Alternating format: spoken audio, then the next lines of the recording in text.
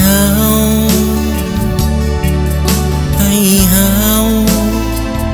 พบกันอีกครั้ง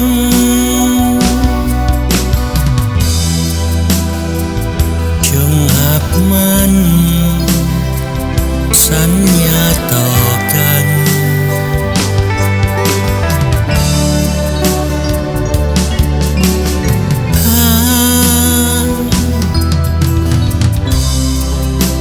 อย่าอยู่แห่งหนใดจิตใจ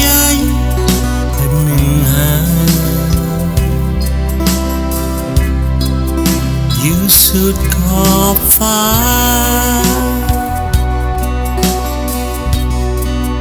สนใจตามหาสุดแผ่นดิน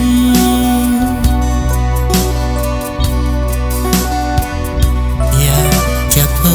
บทุกชีวิต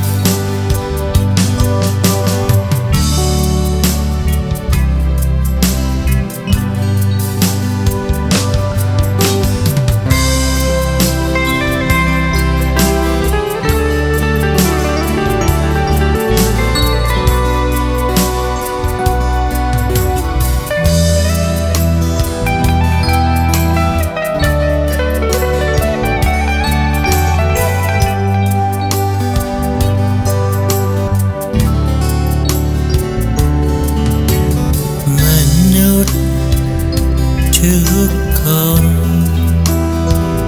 จดจำเอาไว้รักแค่มีอยู่สายในโลกนี้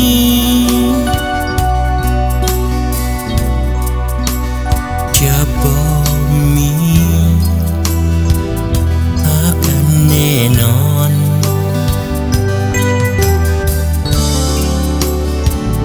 เป็นบทสอนให้แก่ทุกคน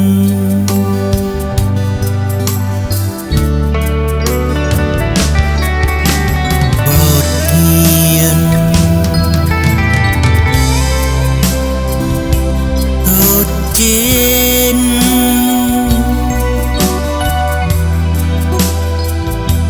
เวรกรรม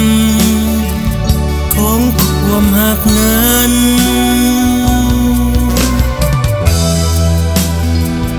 จงอธิษฐานขอยกมือ